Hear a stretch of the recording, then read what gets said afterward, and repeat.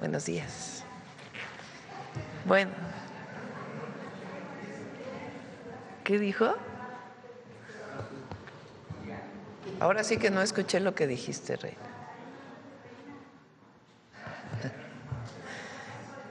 Bueno, el día de hoy me acompañan, gracias, siéntense por favor.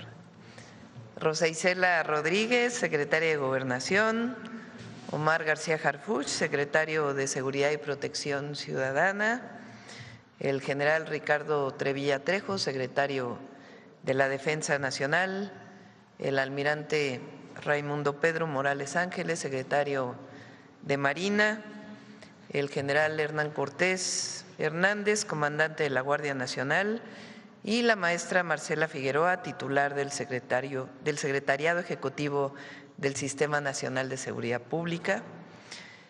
Es el informe de los resultados de los indicadores de seguridad hasta el mes de octubre, es lo que vamos a presentar el día de hoy. Va a iniciar, como siempre, Marcela, dando los datos, después Rosa Isela para informar lo que se ha hecho en atención a las causas, en atención a las comunidades, a las y a los jóvenes, y después Omar para informar de las acciones que se desarrollaron en todo el año y particularmente en el mes de octubre. Y después, viene el video de atención a las causas después de Rosa Isela y después un video especial. Y después contestamos sus preguntas. Vamos, Marcela.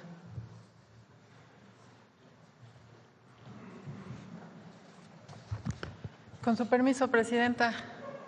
Muy buenos días a todas y a todos. El día de hoy, como ya indicaba la Presidenta, presentaremos el reporte de incidencia delictiva con cifras consolidadas al 31 de octubre de 2025 y con información de las 32 fiscalías estatales del país. En la primera gráfica podemos ver la tendencia en el promedio diario de homicidio doloso de forma mensual de septiembre de 2024, es decir, al inicio de la presente administración, a octubre de 2025, el mes que acaba de concluir. Destaca una disminución del 37% del promedio diario de homicidios respecto a septiembre de 2024. Como se ve claramente en la gráfica, los últimos 13 meses se ha presentado una tendencia sostenida a la baja. La administración de la presidenta, la doctora Claudia Sheinbaum, inició con un promedio de 86.9 homicidios en promedio diarios en el país y en octubre de 2025 cerró con 54.5, siendo octubre de 2025 el mes con el promedio diario más bajo de todo este periodo analizado, es decir, de los últimos 13 meses. Esta disminución, la siguiente por favor, que como señalaba es del 37%, implica que en octubre de 2025 se registraron 32 homicidios dolosos menos diarios de los que se registraron en septiembre de 2024. La siguiente, por favor. En esta siguiente gráfica podemos ver ahora el análisis del promedio diario de homicidios dolosos, pero de forma anual, de 2018 a lo que llevamos de 2025. En este caso podemos ver una disminución del 34% entre los años 2018 y los 10 meses que llevamos de 2025, al pasar de 100.3 a 66.1 homicidios dolosos en promedio diario. Y a continuación pasamos a las entidades federativas. En esta gráfica lo que podemos ver es la distribución de estos homicidios en lo que va del año, de enero a octubre de 2025.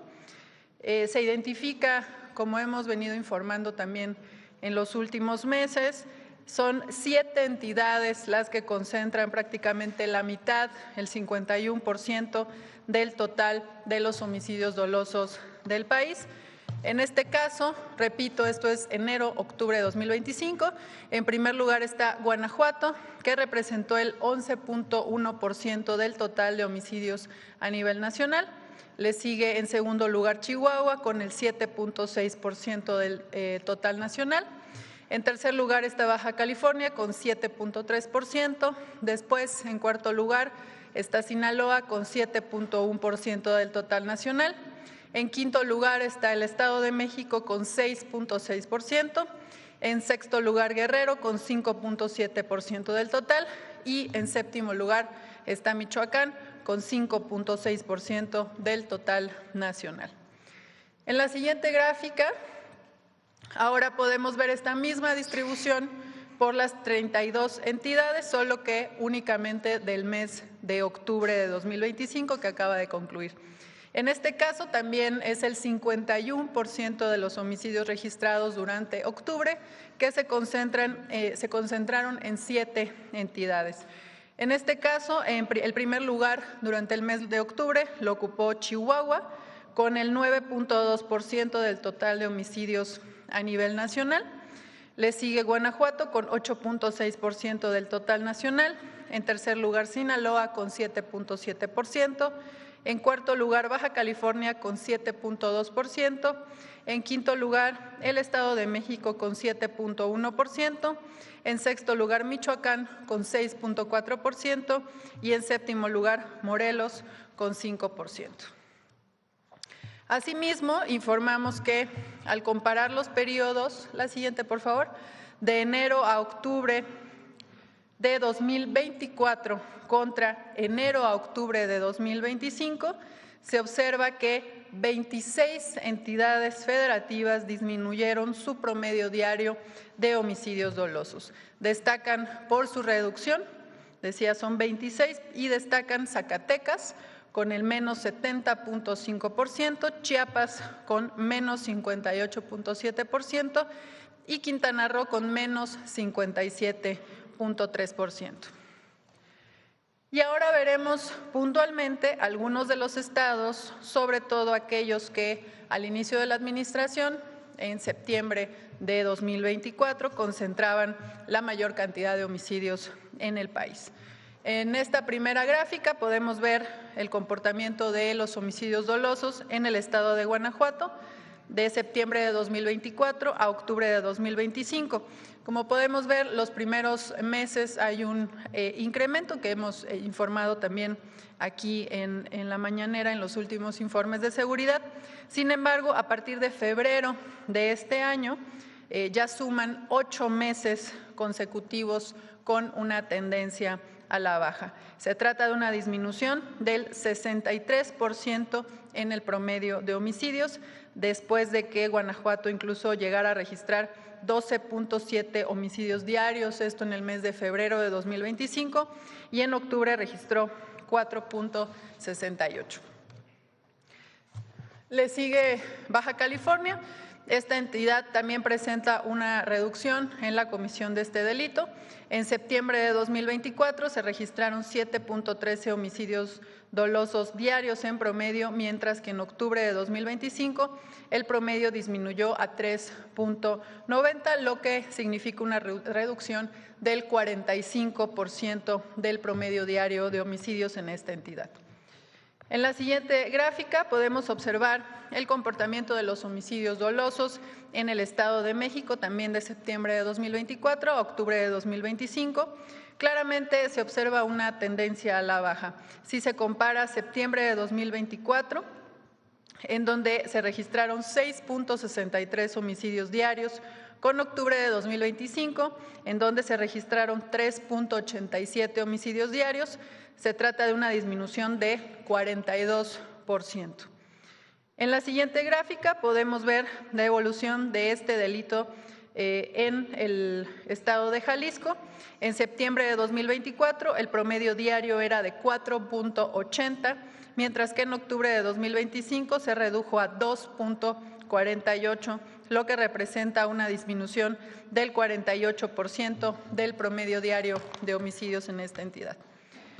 En el caso de Nuevo León, hay una reducción del 75% en el promedio diario de homicidios, como se puede ver en la gráfica. En septiembre de 2024, la entidad registraba un promedio de 5 homicidios dolosos diarios, mientras que 13 meses después el promedio de homicidios se redujo a 1.26, siendo octubre de 2025 el mes más bajo de este periodo analizado. En el caso de Tabasco, también observamos una disminución significativa al comparar, si vemos febrero de 2025 contra octubre de 2025, hay una reducción del 51% en los homicidios dolosos. La siguiente, por favor. Ahora pasamos a los delitos de alto impacto, en donde también, como puede verse claramente en la gráfica, también hay una tendencia a la baja. Si comparamos los últimos 8 años, se observa que en 2018 el promedio diario de delitos era de 969.4, mientras en lo que va de 2025 la cifra se redujo a 522, lo que representa una disminución del 46% en el promedio diario de delitos de alto impacto, siendo este nivel el más bajo registrado en los últimos 8 años.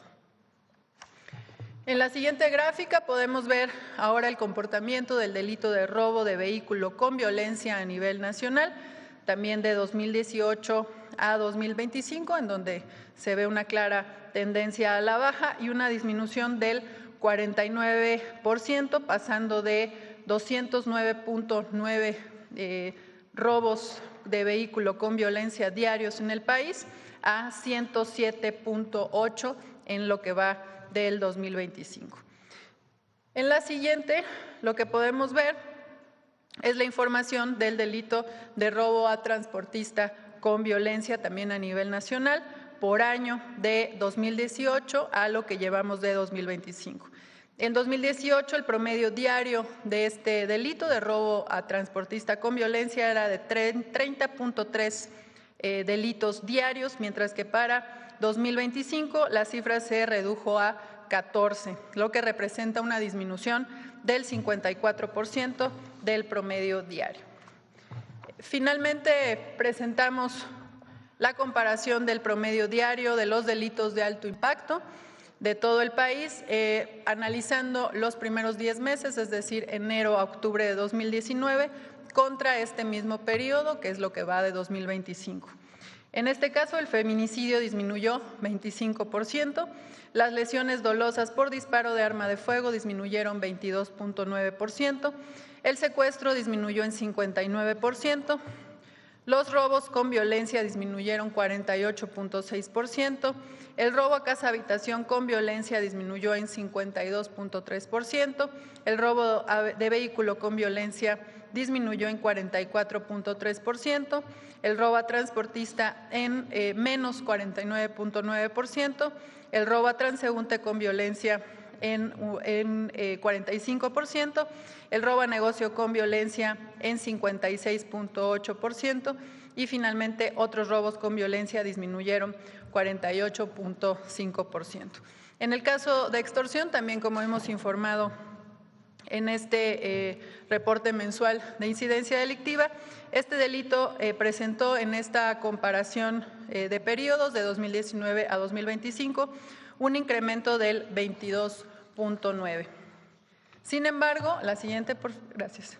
Sin embargo, en esta siguiente lámina podemos visualizar el comportamiento que ha tenido este delito, el de extorsión, a nivel nacional de forma mensual durante el último año.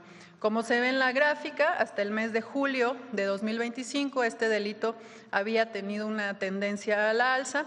Específicamente, incluso en febrero de 2025, se registró el punto más alto del periodo analizado, al llegar a 36 delitos en promedio diarios. Sin embargo, a partir de julio, que se puso en marcha la Estrategia Nacional contra la Extorsión, se han tenido 3 meses consecutivos a la baja, lo que implica una disminución del 14%, insisto, desde la puesta en marcha de esta estrategia nacional. Esto al mismo tiempo que la denuncia a través de la línea 089 se ha incrementado de manera significativa y se han logrado prevenir más de 62,000 extorsiones. De esto informará puntualmente más adelante el secretario de Seguridad y Protección Ciudadana, el maestro Omar García Harfuch. De mi parte es cuanto al informe de la incidencia delictiva. Como cada mes, en los próximos días estarán públicos estos datos para su análisis en la página del Secretariado Ejecutivo del Sistema Nacional de Seguridad Pública. Muchas gracias. Permiso, Presidenta. Con permiso, Presidenta. Muy buenos días tengan todas y todos.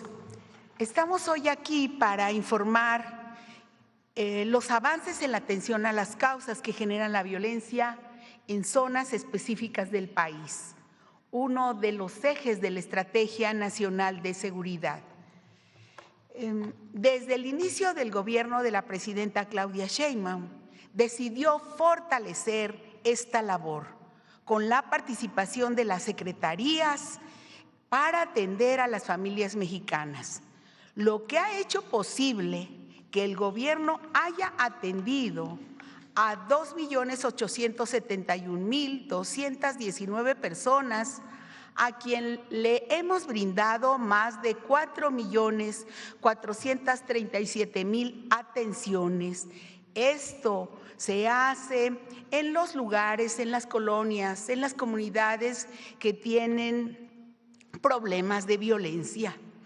Y decir que del 6 al 12 de octubre, en el marco de la campaña por la paz y contra las adicciones, se llevaron a cabo 103 talleres de prevención para padres, estudiantes y docentes con 32,304 participantes.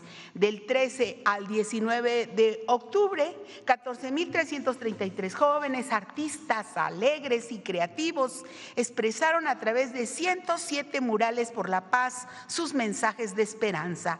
Además, en una semana se realizaron 54 ferias de trámites y servicios donde se han brindado más de 18,500 atenciones solo en esa semana. Y con la participación activa de 77,198 personas, del 27 de octubre al 9 de noviembre se llevaron a cabo desfiles, altares, tapetes de acerrín para el rescate de nuestras tradiciones. Desde la CONADE, en coordinación con los institutos del deporte de los diferentes estados, se organizaron 19,311 actividades físicas y deportivas de forma masiva del programa Ponte Pila, con la participación de 1,500,000 personas. Asimismo, la Comisión Nacional de Cultura Física y Deporte, la CONADE, llevó a cabo 79 competencias deportivas a las que se sumaron 77,000 atletas. Y, por ejemplo, en Salamanca, Guanajuato, la SEDATU colocó la primera piedra del Centro de Desarrollo Comunitario y Parque Deportivo en la colonia Barlovento, una obra comunitaria definida por vecinas y vecinos. También en Guanajuato, el Infonavit hizo la entrega de escrituras de casas a vecinas y vecinos de Celaya, León y Salamanca, así como títulos de propiedad con el Registro Agrario Nacional para brindar certeza jurídica sobre su patrimonio. Muy fundamental el trabajo de la Secretaría de Seguridad y Protección Ciudadana, de la Subsecretaría de Prevención de las Violencias en el Estado de México, Tabasco, Baja California, mediante visitas casa por casa. Ha atendido 2,065 solicitudes de becas para jóvenes de secundaria, preparatoria, y se ha brindado 7,243 atenciones médicas en las ferias de paz y se cuenta con 1,789 solicitudes de jóvenes de 12 a 29 años que accedieron a incorporarse a sus estudios. Y en el marco del Plan de Justicia para el Pueblo Purépecha, en Michoacán, se han proporcionado más de 118,000 atenciones en 26 ferias de paz en la localidad de San Isidro Tupucuá, en el municipio de Los Reyes. En Chiapas se han registrado 1,878 jóvenes al programa Jóvenes Construyendo el Futuro, con acciones de labor social y académicas. También en Amatenango de la Frontera y en Frontera Comalapa ya se han beneficiado a 12,313 personas en estas comunidades. Las 32 mesas estatales y 266 mesas regionales continúan con el fomento de actividades deportivas, culturales, artísticas, y a la fecha se han realizado 6,323 jornadas por la paz, con la participación de más de 1,938,000 personas. Es muy importante señalar que continuamos con las visitas casa por casa. Hemos tocado ya más de 224,000 puertas de distintos hogares, colonias prioritarias. Ahí también, en esas colonias, se han organizado 379 ferias de paz, así como 369 comités de paz. Se instalaron en este último mes 61 consejos de paz y justicia cívica municipales en Tlaxcala y asimismo su consejo estatal para organizar precisamente el trabajo de los comités de paz. También con el Tianguis del Bienestar hemos atendido a 22 municipios de Oaxaca y Guerrero, donde entregamos de manera gratuita 1,724,000 artículos de primera necesidad, decomisados a la delincuencia o incautados en aduanas, beneficiando a 57,957 familias. La semana pasada estuvimos en el municipio de Atoyac de Álvarez, en Guerrero. Y con la colaboración de la Secretaría de la Defensa Nacional y la Iglesia Católica, continuamos con Sí al Desarme, Sí a la Paz, para que la población acuda a intercambiar de forma anónima sus armas de fuego por dinero en efectivo. Del 28 de octubre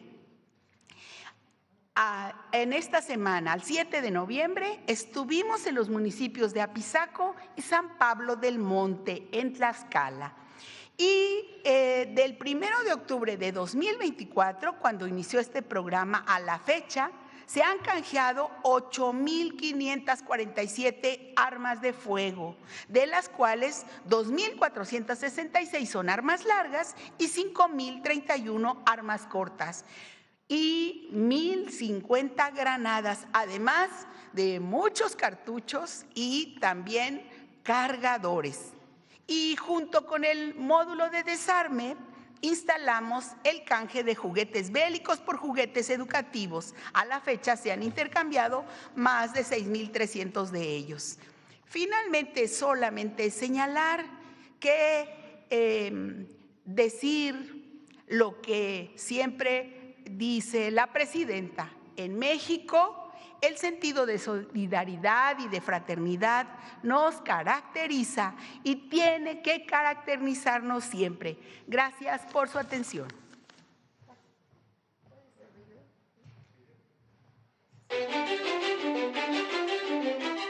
El Gobierno de México continúa con la labor humanista de llevar servicios y programas sociales hasta municipios vulnerables, territorios en los que se enfoca el eje 1 de la Estrategia Nacional de Seguridad Pública. Atención a las causas que generan la violencia. El objetivo es llegar a cualquier familia que se encuentre en una situación de vulnerabilidad, particularmente en aquellos lugares en donde hay más violencia en nuestro país. Pobladores son testigos de cómo sus plazas públicas se convierten en ferias de paz, circuitos en los que, bajo la coordinación de la Secretaría de Gobernación, más de 37 dependencias federales, estatales y municipales instalan módulos de servicios. Servidores públicos atienden a la gente, tocan las puertas de las casas para identificar las necesidades de las familias y definir las acciones comunitarias a desarrollar. Invitan a asistir a las ferias e informan sobre los programas de bienestar, salud, educación, fomento y capacitación para el empleo. entre ellos, Jóvenes Construyendo el Futuro. Además, se llevan a cabo talleres de prevención contra las adicciones, se organizan carreras y rodadas por la paz y otras actividades comunitarias como clases de box. A través de comités comunitarios y asambleas, se acuerdan acciones de mejoramiento urbano como senderos de paz y murales por la paz, que transforman los espacios públicos en lugares iluminados, limpios, llenos de color y sana convivencia. En explanadas de iglesias sigue Sí al Desarme, Sí a la Paz, donde se intercambian anónima y voluntariamente armas de fuego por efectivo y juguetes bélicos por didácticos. Además, con el Tianguis del Bienestar se entregan de forma gratuita a familias vulnerables enseres domésticos, tela, ropa, calzado y utensilios, entre otros bienes decomisados o incautados en aduanas. Pues ya digo, ay, de veras que no era como yo pensaba, entonces tengo que luchar así y ya va a ser otra mi vida, va a cambiar, pienso yo. Por eso me parece muy bien como que era lo que buscaba o lo que necesitaba. Avanzar en la transformación del país implica reconocer, enaltecer y generar oportunidades para los jóvenes y las comunidades marginadas.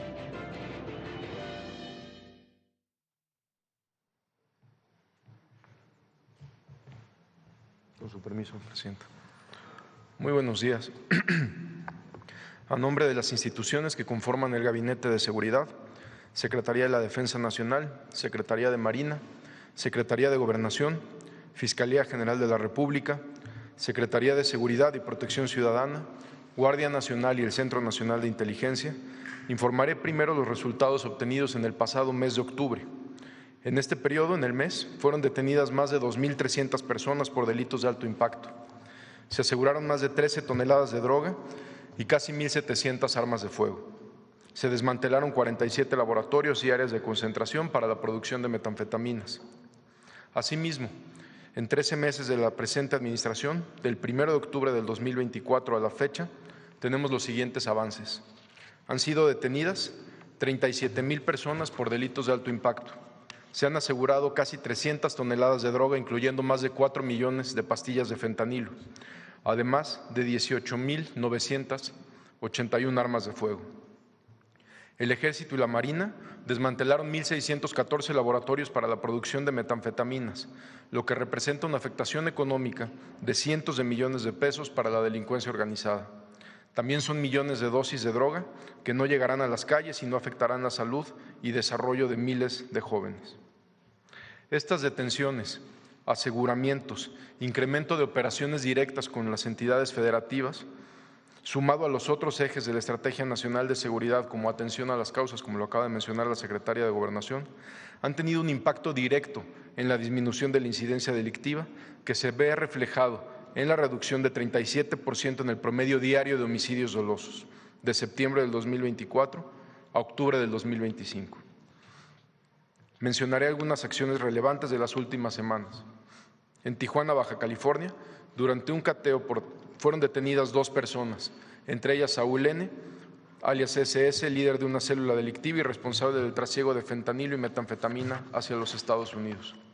En un tramo carretero de Durango, elementos de la Agencia de Investigación Criminal de la Fiscalía General de la República, en coordinación con el Gabinete de Seguridad, detuvieron a una persona y aseguraron un tractocamión que transportaba más de 13 toneladas y 13,400 litros de sustancias y precursores químicos utilizados para la elaboración de drogas sintéticas como la metanfetamina.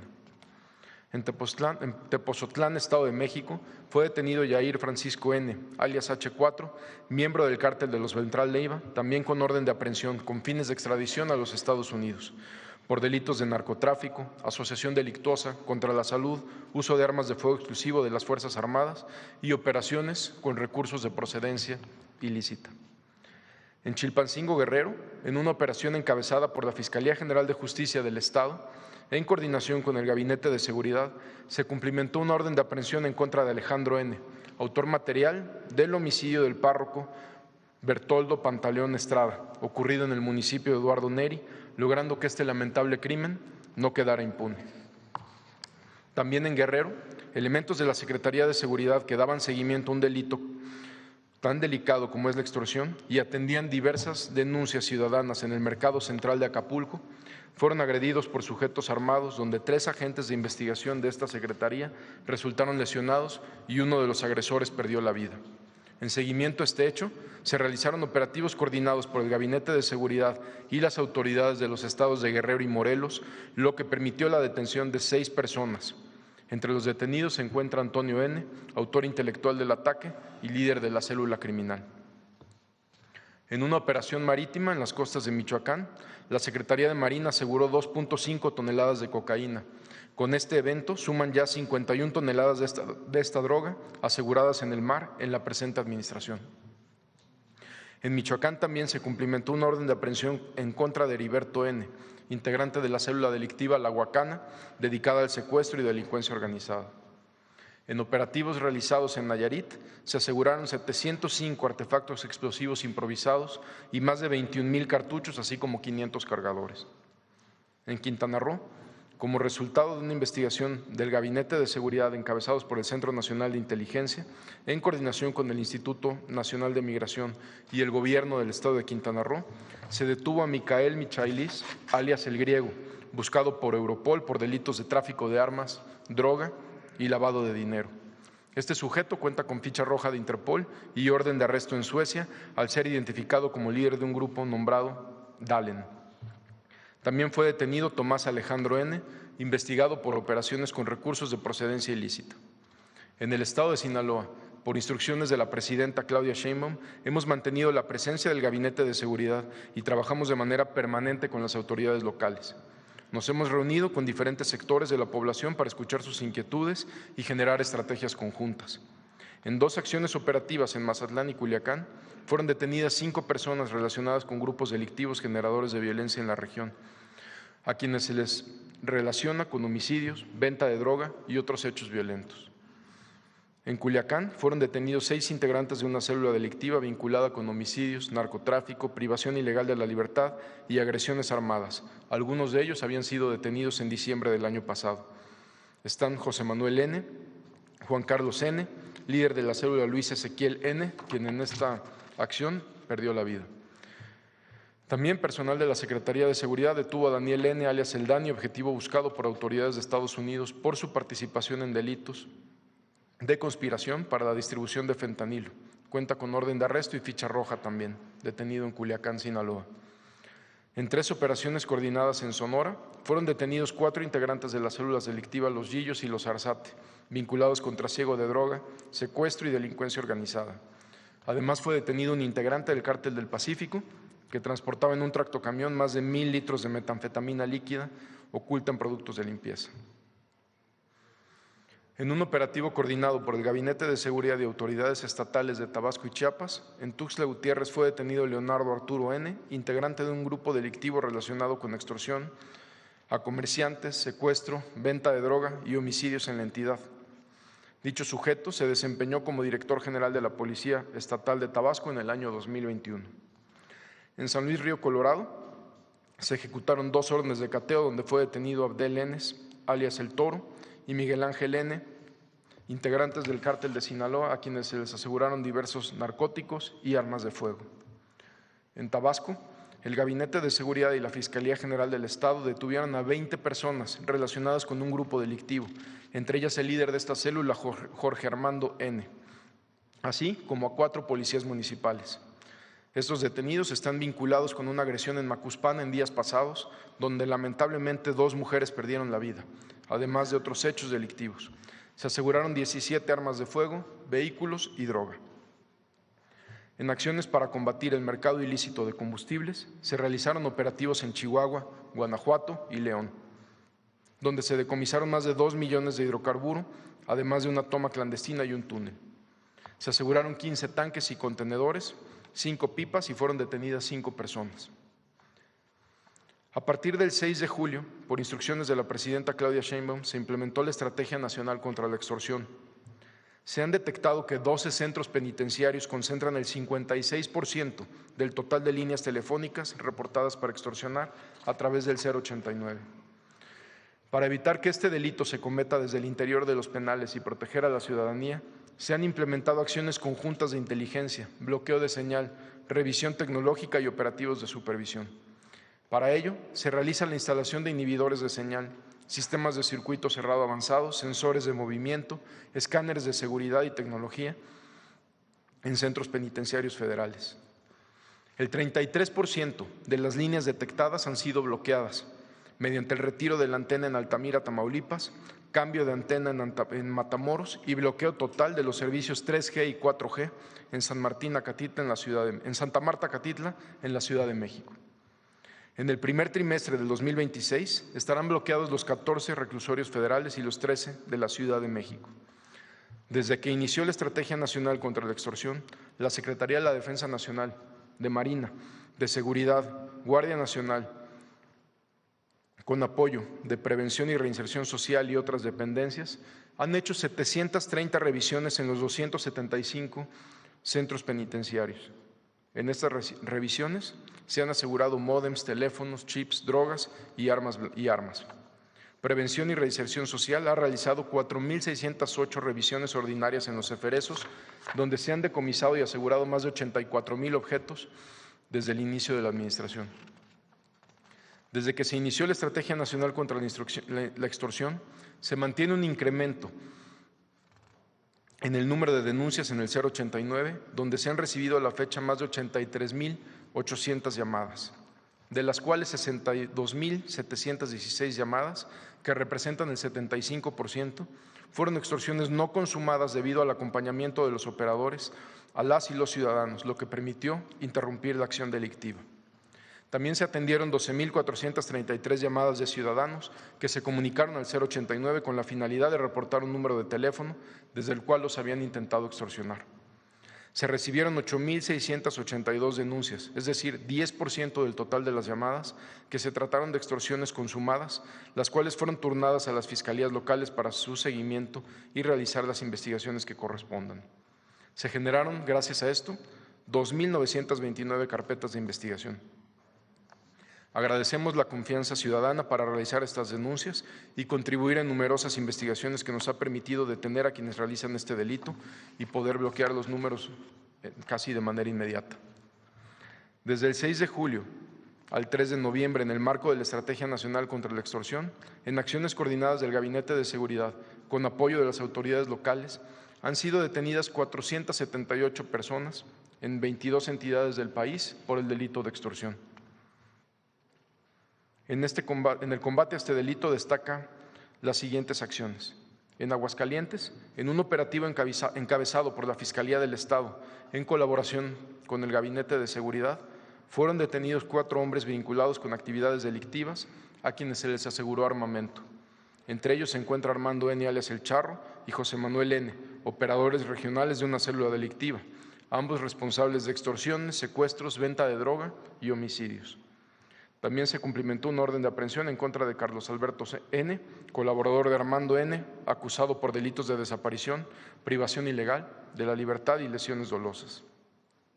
En diferentes cateos realizados en Jalisco fueron detenidos 3 integrantes de un grupo criminal, entre ellos Nazario N., generador de violencia, responsable de actividades ilícitas como extorsión y venta de droga.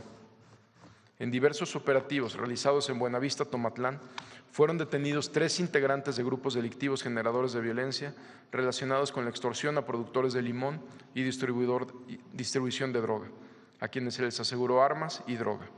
Entre los detenidos se encuentra John Mario N., relacionado con el cobro de extorsiones al sector limonero en Apatzingán y Tierra Caliente, además de realizar actividades de reclutamiento y entrenamiento de una célula delictiva. Derivado de trabajos de investigación, tras el homicidio de Bernardo Bravo, líder de citricultores en la región, se realizó un operativo en Apatzingán, Michoacán, encabezado por elementos de Defensa Nacional, en coordinación con las autoridades del Estado y el Gabinete de Seguridad, donde fue detenido Rigoberto N., identificado como uno de los responsables del cobro de cuotas de extorsión a productores limoneros en este municipio. Las investigaciones continúan y las operaciones también. Muchas gracias.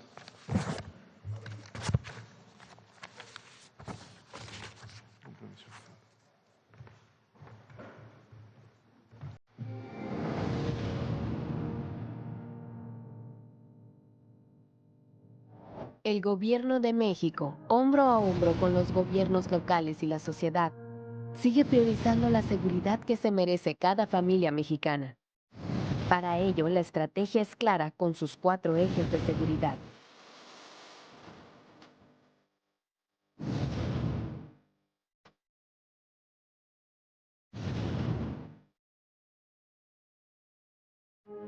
Sabemos que aún falta mucho por hacer, pero la estrategia está dando resultados. Muestra de ello es la disminución constante de los homicidios dolosos, que se han reducido en un 37.3% de septiembre de 2024 a octubre de 2025, lo que se traduce en 32 homicidios menos cada día. Estos resultados también se han dado en los delitos de alto impacto, los que han presentado una reducción significativa de enero a octubre de 2025 en comparación con el mismo periodo del año 2019. Entre los que destacan: secuestro, menos 59%, robo a negocio con violencia, menos 56.8%, robo a casa-habitación con violencia, menos 52.3%. Robo a transportista con violencia, menos 49.9%. Y total de robo con violencia, menos 48.6%. Además, un paso significativo en la protección de la salud e integridad de la juventud mexicana es la incautación histórica de grandes cantidades de droga que desde octubre de 2024 se han realizado. Las más importantes son las poco más de 1.7 toneladas y más de 4 millones de pastillas de fentanilo, las casi 154 toneladas de metanfetaminas, las aproximadamente 65 toneladas de cocaína y cerca de 75 toneladas de marihuana, y el desmantelamiento de 1.614 laboratorios clandestinos y áreas de concentración.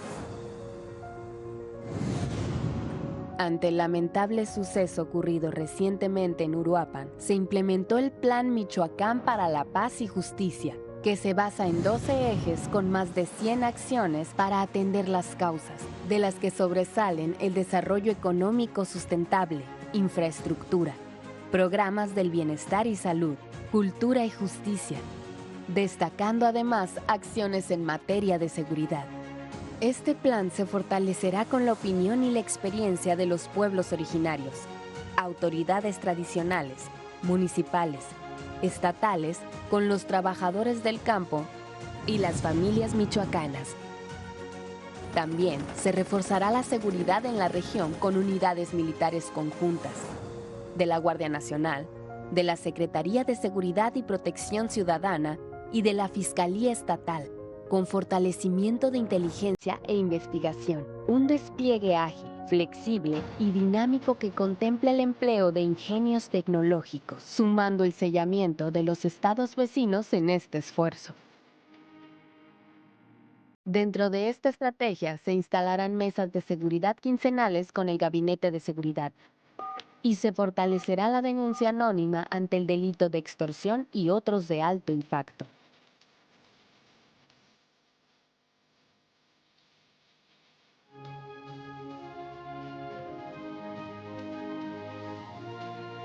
La atención a la población ante contingencias naturales y de diverso orden es una misión más de nuestro Ejército, Marina, Fuerza Aérea y Guardia Nacional, a través de los planes DN3E y Marina.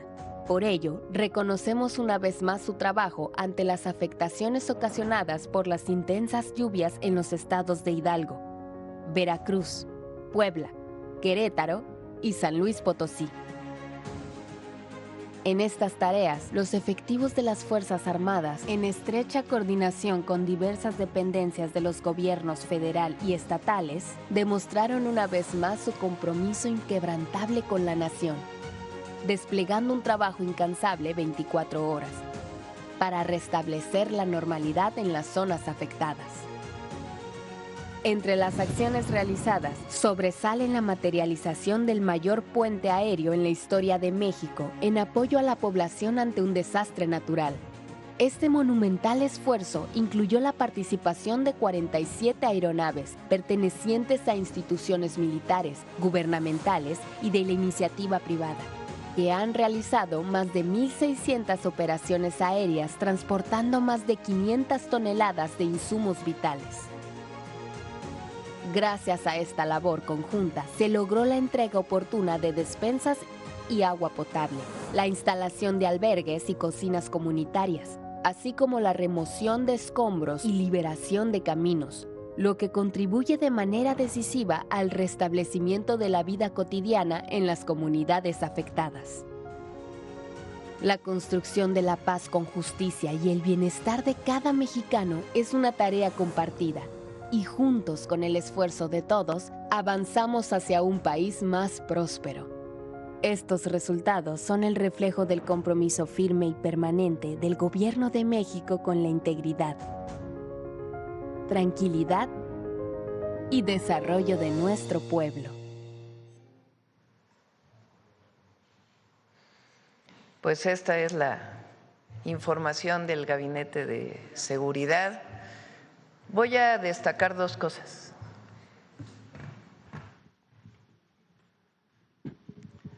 La primera, les voy a mostrar la gráfica del incremento en los homicidios y la reducción en los homicidios a partir de la llegada primero del presidente López Obrador y después de nosotros. Calderón, del 2006, último año de Fox, al 2012, último año de Calderón, los homicidios aumentaron en 148%, resultado de la llamada guerra contra el narco. Peña, del último año de Calderón al último año de Peña Nieto, aumento en los homicidios dolosos de 42%, que en realidad la estrategia fue prácticamente la misma. Llegada del presidente López Obrador, del último año de Peña 2018 al último año del presidente López Obrador 2024, la reducción de homicidios 9%. Del último año 2024, que el presidente López Obrador deja el gobierno el 30 de septiembre, nosotros entramos el 1 de octubre, al 31 de octubre del 2025, una reducción del 28% en los homicidios dolosos. Ahora, si vemos el último año completo desde que entramos, desde septiembre del 2024 a octubre del 2025, el otro son años completos. En este caso es desde nuestra llegada, 1 de octubre a octubre del 2025, una reducción en homicidios dolosos del 37%.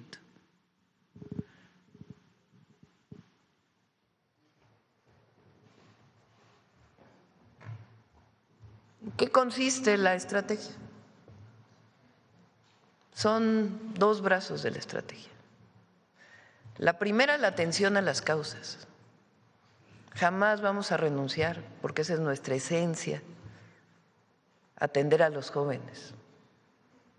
Educación, cultura, deporte y la llegada del gobierno a muchísimos municipios donde no se había llegado.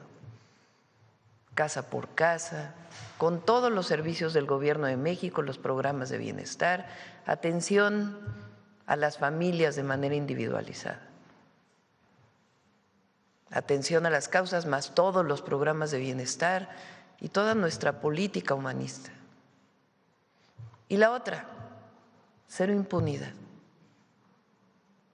Son 37,000 generadores de violencia que han sido detenidos en estos 13 meses, en toda la República. ¿Cómo se ha logrado? Fortaleciendo la estrategia de inteligencia e investigación y de coordinación. Entonces son los dos, siempre lo planteamos así. Y particularmente 4 ejes: atención a las causas, consolidación de la Guardia Nacional, el Sistema Nacional de Inteligencia e Investigación, que permite realizar detenciones dentro de la ley, en nuestro marco jurídico, y la coordinación. 37% de reducción en homicidios dolosos, de septiembre del 2024 a octubre del 2025. 32 homicidios menos diarios. ¿De dónde viene la información? De las fiscalías estatales. 32 fiscalías estatales que envían su información todos los meses, todos los días, y luego se consolida cada mes. De todos los estados, los gobernados por todos los gobernadores, gobernadoras, la jefa de gobierno. 37% de reducción. Bueno, ahora sí vamos a las preguntas.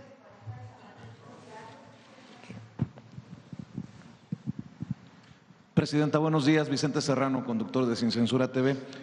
En estos pasados días, el cínico de Felipe Calderón, ahorita que veía la gráfica que nos mostraba, defendía en un foro empresarial en Argentina su guerra contra el narco y básicamente pide el regreso de la guerra contra el narco porque dice que funcionó a pesar de los sabotajes de gobiernos locales, y dice que al final de su sexenio todo se echó a perder porque no se siguió esa guerra contra el narco.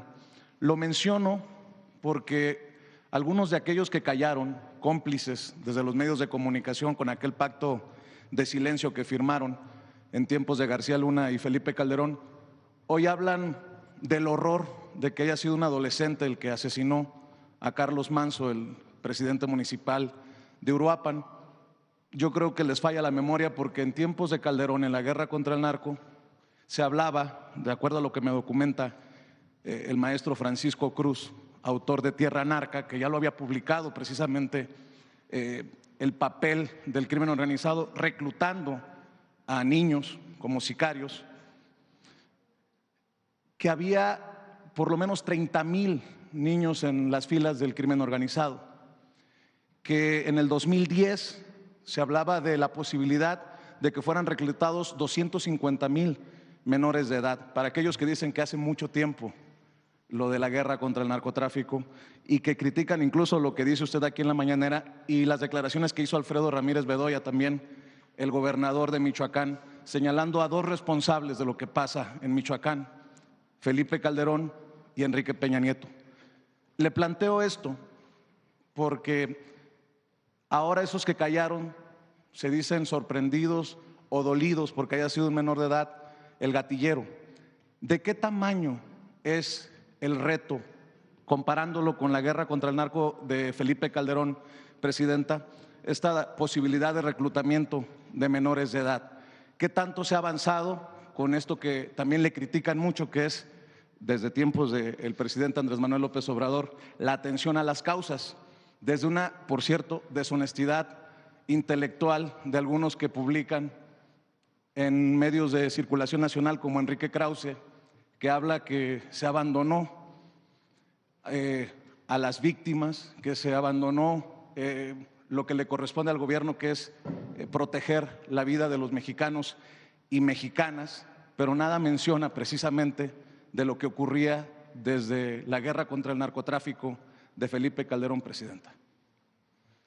El periodo de Felipe Calderón se caracterizó, entre otras muchas cosas, en lo que él llamó la guerra contra el narco, en 2 características. Una, primero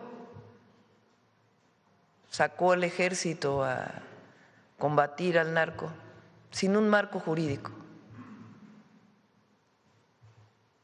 y eso generó muchos problemas. Pero él defendía, porque solamente hay que escuchar porque finalmente él es quien define la política. Y no lo digo por el ejército, porque es de lo mejor que tiene México, la Marina y el ejército. Lo vimos en las lluvias, lo veo todos los días. Yo estoy agradecidísima por el trabajo del ejército, de la defensa y de la Marina, de la Guardia Nacional. Y realmente el pueblo de México quiere mucho estas instituciones, sino más bien la concepción desde quien fue presidente, por cierto, que llegó con un fraude electoral. Entonces, no es un asunto del ejército, sino de quien entonces jugaba el papel de comandante supremo de las Fuerzas Armadas. Él decidió una estrategia al llamarle guerra, de confrontación. La guerra es confrontación, con armas. Y él mismo hablaba de que no importaba que hubiera víctimas colaterales. ¿Qué quiere decir víctimas colaterales? Civiles, personas, niños, niñas, jóvenes, que en un enfrentamiento podían ser alcanzados por una bala y no importaba, de acuerdo con el entonces presidente, porque era parte de la guerra. ¿Quién declara una guerra en su propio país? Eso no quiere decir que no actuemos nosotros frente a los grupos delictivos, porque también han querido poner eso. Pero él decidió ejecuciones extrajudiciales. ¿Qué quiere decir? Que se ejecutaba a un presunto delincuente por el solo hecho de ser un presunto delincuente, sin un juicio. Y hay muchos ejemplos durante aquella época. Pero no solo eso, sino que puso al frente de esa guerra a un personaje que hoy está preso en los Estados Unidos por favorecer a un grupo delictivo. ¿Cómo defender aquella actuación? Pero además no dio resultados. Pon otra vez la gráfica. Guerra. ¿Quién quiere guerra en un país? Muy distinto actuar dentro del marco de la ley, darle un marco jurídico al ejército para que pueda actuar, crear la Guardia Nacional, a la Marina también, y detener a presuntos delincuentes para que tengan un juicio. Eso se llama Estado de Derecho. Es decir, detener a un presunto delincuente para que tenga un juicio. No se trata de abandonar la impunidad, o sea, de que haya impunidad, perdón. Se trata de detenciones de generadores de violencia y que tengan un juicio.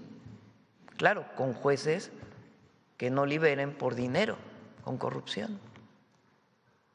Entonces, declara la guerra y pone al frente de la guerra a una persona que está demostrado que operaba para uno de los cárteles y que se corrompió en el proceso y que hoy está preso en los Estados Unidos. Pero además aumentaron los homicidios dolosos en 148%. Muchos de ellos lo que él llamó víctimas colaterales. Peña hizo lo mismo, no cambió prácticamente nada en su estrategia. Claro, llevó a la Policía Federal, a la Secretaría de Gobernación, pero en realidad no cambió la estrategia. ¿Y qué ocurrió? 42% de homicidios. Pero además en ese periodo, justamente en ese periodo se abandonó a los jóvenes. Es justamente en ese periodo cuando el rector, entonces rector de la UNAM, le llamó ninis a los jóvenes. Ni estudias ni trabajas, como si fuera responsabilidad de los jóvenes. Abandono de los jóvenes. No hay escuelas, no hay educación, no hay empleo, mayor pobreza, mayor desigualdad, guerra y permiso para matar. No, bueno, y además al frente a un delincuente. Eso es lo que ocurrió durante 12 años en nuestro país. Y asócienle la corrupción de los gobiernos. Entonces, ¿cambió la estrategia? Sí, cambió la estrategia. Cuando llega el presidente López Obrador dice, no, a ver, todo dentro del marco legal. Vamos a darle a la Secretaría de la Defensa un marco legal para que actúe, a Marina también. Vamos a crear la Guardia Nacional, una institución pública encargada de la seguridad de las mexicanas y los mexicanos. Y vamos a destinar recursos a los jóvenes. Se crearon las universidades Benito Juárez, el programa Jóvenes Construyendo el Futuro, se dio atención a los más necesitados, a los pobres, y salen 13.5 millones de mexicanos de la pobreza. Cuando nosotros llegamos, yo decidí fortalecer la estrategia de seguridad con un área especial de inteligencia e investigación que nos dio resultados en la Ciudad de México. Porque frente a los grupos delincuenciales se requiere más inteligencia e investigación que permita hacer las detenciones de presuntos delincuentes y la coordinación con los estados, además pues del seguimiento cotidiano y en la consolidación de la guardia, y fortalecer la atención a las causas con mayor presencia territorial en los municipios de mayor incidencia delictiva. Con este trabajo que hace Rosa Isela, la Subsecretaría de Seguridad y Protección Ciudadana, de ir tocando casa por casa a ver qué necesitan las familias. ¿Cuál es el resultado? Durante el periodo de López Obrador, 9% de reducción de homicidios dolosos. Y con nosotros, contabilizado por año, 28%. Contabilizado de septiembre del 24 a octubre del 25, 37% de reducción en homicidios dolosos. ¿Qué falta? Sí, sí falta. Que nos duele un homicidio como el del alcalde de Uruapan, a todo México le duele. Pero no por eso se va a llamar a la intervención de Estados Unidos. La última intervención de Estados Unidos lo que provocó fue que nos quitaron la mitad del territorio, que nos pueden ayudar como vecinos, como socios, como países con pueblos hermanos, claro que nos pueden ayudar, que tienen equipos que pueden ayudar a darnos información, bienvenidos, dentro de un marco de colaboración sin subordinación. Pero se equivoca el que llama a la intervención de los Estados Unidos en México, porque nosotros no somos colonia de nadie, nosotros somos un país soberano, independiente. ¿Qué decidimos hacer en Michoacán? Reforzar la seguridad, desde la presencia hasta todo lo que tiene que ver con atención a las causas y desarrollo económico, social y del bienestar del pueblo de Michoacán. ¿Que se puede perfeccionar la estrategia? Por supuesto. ¿Que se puede mejorar el plan? Por supuesto, pero hay que empezar. Y en el camino se va fortaleciendo. Pero esta reducción, por más que la oposición o los detractores o desde fuera tengan críticas hacia nosotros, que son válidas siempre y cuando no sean mentiras,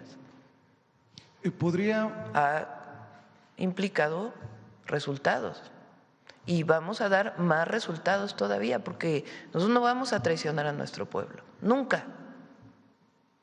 Nos comprometimos y vamos a seguir trabajando en cuerpo y alma para defender y proteger al pueblo de México. ¿Podría darnos claridad usted, Presidenta, o los secretarios aquí presentes, del tamaño del reto en relación a los jóvenes que podrían estar en peligro de ser reclutados por el narco? Entendiendo estas cifras que le compartía, de acuerdo a informes, en tiempos de Calderón había 30,000 reclutados por el narco, 250,000 para 2010 en peligro de ser reclutados, y como lo empezó a documentar, le decía Francisco Cruz en Tierra Narca, su libro, desde 2009, pues resulta alucinante que, por ejemplo, Raimundo Riva Palacio diga que su prioridad es defender a López Obrador y no hacer lo que le toca, ¿no? Ese personaje que cayó en este grupo durante aquellos años. O se les olvida que en el 2010 tuvimos un horroroso caso como el del Ponchis, aquel niño sicario.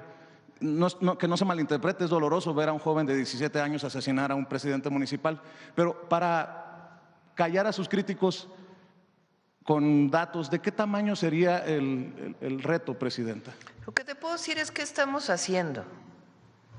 Difícil es tener un número de jóvenes, y lo que queremos es que los jóvenes no se acerquen a la delincuencia. Ahora, ¿qué estrategia seguir? Más escuelas, por eso mi insistencia en más preparatorias. Más cerca de las comunidades. Más cerca de las comunidades. ¿Por qué los jóvenes tomaron la hicieron viral? Pues porque les llega. Entonces, más preparatorias que queden cerca de la casa, más preparatorias, que cuando salgan de la secundaria se vayan directito a la preparatoria. Entonces, es lo que estamos haciendo. En Michoacán estamos reforzando el número de preparatorias en un nuevo modelo, 60 nuevas preparatorias, en un modelo modular para zonas rurales y ciudades más pequeñas, además de 16 nuevas preparatorias, y en todo el país más preparatorias. En un modelo de enseñanza, además, donde los jóvenes se sientan contentos de estar en la escuela. Más universidades. La Rosario Castellanos, estamos en coordinación con las universidades públicas, tecnológicos, politécnicos, para que aumente la matrícula. Y nosotros, la Universidad Nacional Rosario Castellanos, además de las Benito Juárez para el Bienestar. Y ahora el programa que viene, que iniciamos en Michoacán, que es el de Centros Comunitarios de Alto Rendimiento México Imparable. Queremos que los jóvenes, en vez de acercarse a un grupo delictivo, tengan una pequeña beca y se pongan a hacer deporte. La escuela y saliendito de la escuela, hacer deporte o actividades culturales. Yo decía en mi campaña a la jefatura de gobierno, un estudiante más, un artista más, un deportista más, es un delincuente menos. Y en eso nosotros creemos. Además, si se cometen delitos, pues hay una ley. Si cometes delito, pues tenemos que fortalecer nuestro sistema de justicia para que haya detenciones y se cumpla con lo que dice la ley. Pero es la ley. Por eso es una estrategia de construcción de paz, no es una estrategia de hacer la guerra. Es muy distinto. Pero además de honestidad en todo lo que desarrollamos. Entonces, sí son dos proyectos de nación, sí son dos proyectos de nación. Uno, que piensa que el pobre es pobre porque no trabaja. Uno que piensa que mientras más concentración de la riqueza, mejor, porque en algún momento llegará el que menos tiene. Uno que piensa que los jóvenes deben pagar por su educación, porque si no, no la valoran. Uno que piensa que hay Estado de Derecho a veces y a veces no cuando le toca a ellos. Uno que piensa que es mejor una intervención de Estados Unidos en México para poder resolver el problema de la inseguridad y entregar el país al extranjero. Uno que piensa que el pueblo no es sabio. Uno que piensa que la historia de México no representa valores. Uno que se burla de los pueblos indígenas. Ese es un proyecto de nación, que por cierto hoy le llaman ultraderecha. Y otro proyecto que es humanista, que somos nosotros, que se define como humanista, que creemos en el derecho a la educación, en el derecho a la salud, en el derecho a la cultura, que creemos en las jóvenes y los jóvenes mexicanos, que creemos en las niñas y los niños, que creemos en nuestro pueblo, que creemos en los pueblos indígenas, que amamos nuestra historia. que creemos que la independencia, la reforma, la revolución y la transformación que estamos llevando a cabo es para el pueblo y ha sido por el pueblo, que creemos en un país fuerte, independiente y soberano. Esa es la diferencia. Y que creemos en que los privilegios y la corrupción no llevan a ningún lado. Es un modelo esencialmente humanista frente a un modelo clasista, frente a un modelo de discriminación. Esos son los dos modelos. Ahora está dando resultados. Nos duelen homicidios que hay como el de Carlos Manzo, claro que duelen. Y claro que en el gabinete decimos por qué pasó, qué es lo que está pasando, que se haga la investigación y que haya justicia. ¿Cómo reforzamos la estrategia? Pero regresar a la guerra contra el narco o a poner a García Luna al frente de la Secretaría de Seguridad, eso nunca más. Eso ya lo vivió el pueblo de México con mucho dolor. Esa es la diferencia. Por eso hay que pensar muy bien lo que vive México hoy hacia adelante y el fortalecimiento de nuestra patria y nuestro pueblo por encima de todo y su protección en todos sentidos. Presidenta, acabo de regresar de Chicago tratando de documentar lo que está pasando para las comunidades de paisanos y paisanas por allá con las redadas de inmigración. Y permítame incomodar nuevamente con mi insistencia, que sé que también es dolorosa para muchos.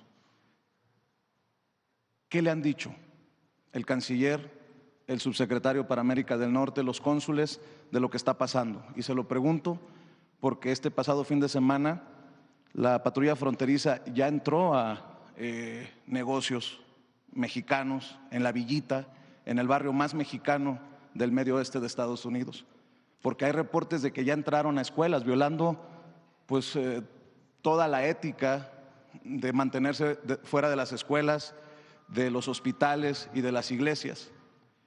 Y también se lo menciono porque ya no es la apreciación de su servidor que vaya incrementando la violencia en estos operativos, que además siguen llevándose a cabo con encapuchados y en automóviles no identificados.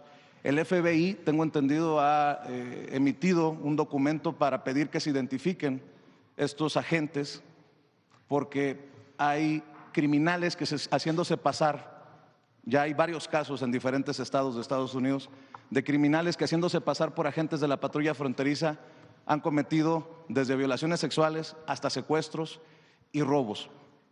Y más aún, el alcalde de Chicago, Brandon Johnson, se pronunció en el Consejo de Derechos Humanos de la ONU para que sea investigado Estados Unidos, el gobierno de Donald Trump, por lo que está generando con estos operativos.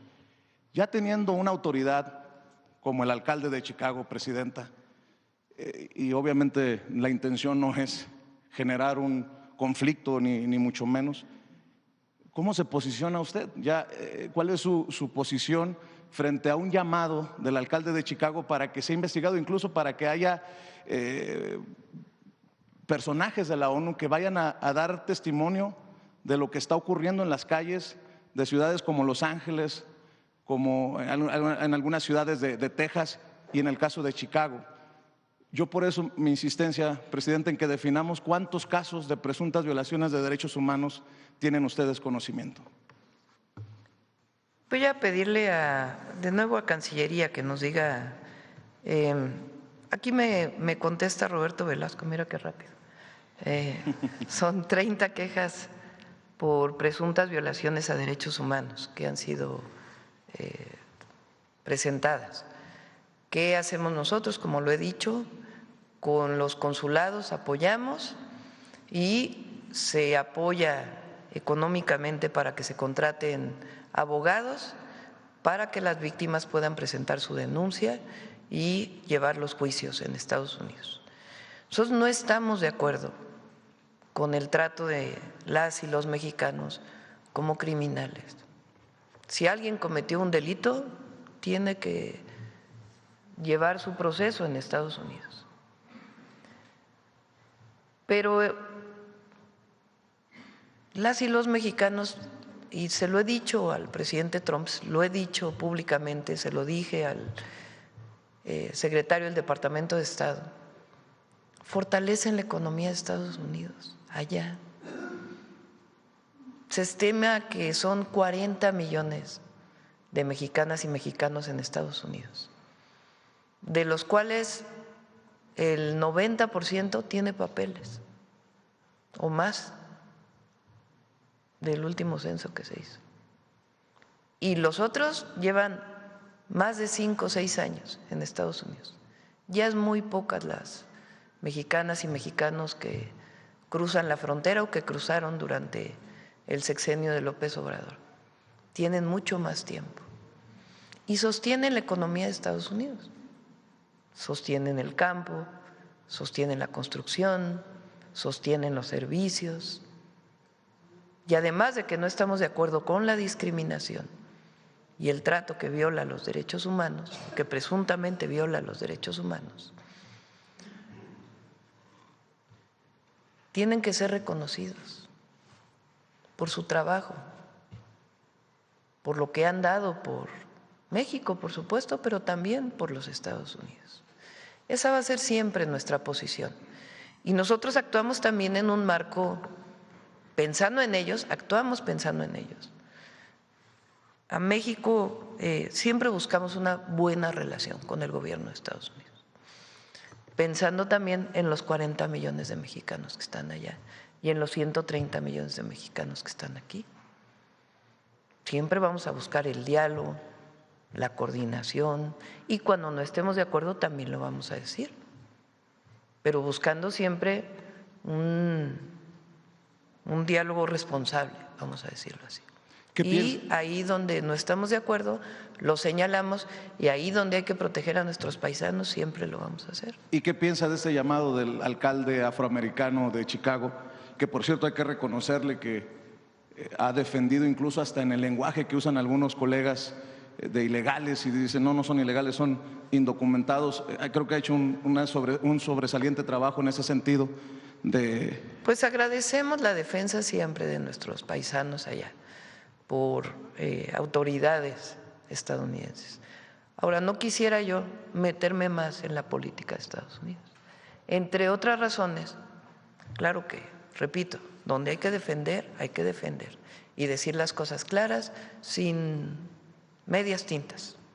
Pero nosotros tenemos que ser muy responsables por el bien de nuestro pueblo, de la nación y de los 40 millones de mexicanos allá. ¿Hay un impacto ya de estas políticas, para cerrar, presidenta, antiinmigrantes, antimexicanas de Donald Trump? Tengo entendido que ha habido una disminución de las remesas. ¿Podría compartir? Sí, a ver si tenemos la gráfica, no sé la última si está. Las remesas crecieron mucho en el 2024, 2023 y 2024, entre otras cosas porque nuestros paisanos apoyaban al gobierno de México, la gran mayoría, y estaban de acuerdo en seguir enviando a sus familias y seguir apoyando a México de esa manera. Ahora estamos como a nivel del 2022 en remesas, también para que se tome la dimensión. Y sí, entre otras razones, pues tiene que ver esta situación que están viviendo nuestros paisanos allá. Y por eso también lo que hemos hecho de Finabien, para que haya facilidad para que puedan enviar sus remesas en el marco de la ley de los Estados Unidos y en el marco de nuestras leyes. Pero siempre vamos a buscar un diálogo y una coordinación sin subordinación. Espero que nos pueda compartir esas cifras. Muchas gracias, vamos presidenta. A ver si no la Buenos días. Sí. A ver, por acá, la compañera acá.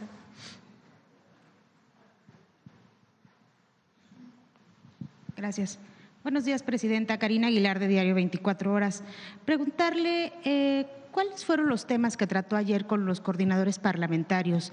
Tenemos entendido que tuvo reunión, y si tuvo que ver con el tema de revocación de mandato, por favor. La revocación de mandato, la propuesta de que más bien, porque hay que poner todo en claridad. ¿Quién propone la revocación de mandato? Porque ahora es como si alguien estuviera proponiendo que se hiciera una revocación de mandato. La revocación de mandato la propuso el presidente López Obrador y la llevó a la Constitución. ¿Con qué argumento? Que los gobiernos no podemos ser una carga para nuestro pueblo y que el presidente tiene que ponerse a revisión del pueblo a la mitad de su mandato. Esa fue una propuesta de López Obrador que llevó a la Constitución. Él la siguió desde que fue jefe de gobierno. Se hacía revocación de mandato cada 2 años en un esquema telefónico. La gente decidía si querían que siguiera gobernando o no. Entonces, para que quede muy claro, no es que ahora alguien está pidiendo la revocación de mandato. Eso ya está en la Constitución. Los diputados, algunos diputados plantearon una iniciativa de ley para que no se hiciera en el 2028, es decir, 4 años después, sino en el 2027, que es algo que, digamos, hay que analizar, no aprobar así rápido al vapor, pero es una buena propuesta. ¿Por qué lo digo? Pues porque se hace al mismo tiempo que la otra elección y no se tienen que destinar recursos al siguiente año para particularmente la revocación de mandato, como fue en el caso del presidente López Obrador. Ya nada más eso es un argumento suficiente para que se pudiera llevar en el 2027. Sin embargo, es algo que hay que poner a discusión, o sea, que hay que abrirlo, que sea parte de la discusión y no necesariamente aprobarlo. Esa propuesta fue propuesta de diputados. Entonces, lo que planteamos pues es que si no se puede aprobar en este periodo, que se revise, que se vea, y en todo caso se podría aprobar en el siguiente periodo. Pero tiene que quedarle muy claro al pueblo de México, la revocación de mandato existe gracias al presidente López Obrador, que la lleva a la Constitución. Lo que está a discusión es cuándo se llevaría a cabo. Si el 27 o el 28, como le tocó a él, que fue en el 22, cuando se hizo la revocación de mandato. Entonces, pues hay que ponerlo a discusión, eso es todo. No es que ahora alguien está pidiendo vamos a hacer la revocación de mandato. ¿Trataron algún otro tema? Sí, los temas que todavía están pendientes en ambas cámaras. Hay varias leyes que están en el Senado y en la de diputados. En el Senado, la de diputados también lo discutió y en el Senado se está discutiendo las penas por extorsión de la ley contra la extorsión y están en ese debate en este momento. Y hay algunas otras leyes que están pendientes y algunas que, por ejemplo, la ley de protección animal y algunas otras que están proponiendo los propios diputados que pues, nos plantearon que estaban sobre la mesa, esencialmente. También preguntar, Presidenta, ¿cuál sería el nivel de responsabilidad que pueden tener los escoltas de Carlos Manzo luego de que el gobernador informara que pues uno de ellos fue quien mató también a quien disparó a Carlos Manzo, al joven? Los policías municipales que eran del primer círculo de seguridad del alcalde van a volver a declarar. En efecto, esa declaración que usted dice la hizo uno de sus escoltas desde el inicio, que él dispara al agresor del presidente municipal. Sin embargo, los peritajes continúan para ver el arma que mata al agresor. Se sigue verificando el arma que también dispara en contra del presidente municipal. Entonces, las investigaciones continúan y son a cargo de la Fiscalía General de Justicia del Estado y lo van a informar más adelante. ¿Están detenidos? No están detenidos, pero están localizados y están yendo a declarar cada que se les llama. Gracias. También sobre los temas que presentó ayer del Mundial, ¿cuál sería en materia de movilidad el dispositivo que van a tener para albergar a estos 5.5 millones de visitantes, de turistas? Principalmente, por ejemplo, vemos saturadas las salas del aeropuerto, pero también la llegada de transporte. ¿Van a permitir ya el acceso a los vehículos de aplicación? Son 2 aeropuertos, en el caso de la Ciudad de México, que digamos son oficiales para el Mundial. Son el Internacional de la Ciudad de México Benito Juárez, en el que estamos haciendo una intervención a través de la Secretaría de Marina de más de 8,000 millones de pesos. Es para arreglo de las salas, arreglo de parte del drenaje, agua potable, las propias pistas, en fin, varios arreglos que se están haciendo y que esperemos estén listos por ahí de marzo más o menos del próximo año. Y el Aeropuerto Internacional Felipe Ángeles, que además ya va a estar funcionando el tren para cuando sea el Mundial, del AIFA a Buenavista y de Buenavista pues a donde vayan a ir los turistas que lleguen a la Ciudad de México. Por otro lado, pues está el aeropuerto de Guadalajara y el aeropuerto de Monterrey. En el caso del Aeropuerto Internacional de la Ciudad de México Benito Juárez, hay un acuerdo con los taxistas del aeropuerto y también con las aplicaciones telefónicas. Cada uno tiene que tener su lugar y se está trabajando junto con Comunicaciones y Transportes. No es tan sencillo decir que entren o que no entren, sino en coordinación y comunicación con los que prestan el servicio y con los usuarios también. Y lo importante pues es que esté iluminado, que las personas de manera segura puedan tomar un taxi, puedan tomar el Metrobús, puedan tomar el tren, puedan tomar un Uber, un Didi, uno de estos de aplicaciones telefónicas en los espacios que estén determinados para cada uno de ellos. Presidenta, este martes en Diario 24 Horas tenemos publicado una información, nos han pedido protección, quedaron en mandarla y no me la han Sí, no sé si tengan el dato. ¿Cuántos servidores públicos se han pedido protección? Apoyo? En general, no sé si usted tenga. Gracias.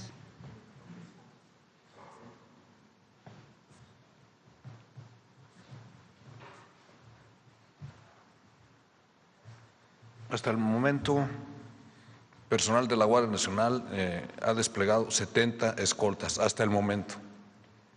No se han recibido en los últimos días una gran cantidad de solicitudes y demás, pero estamos atentos.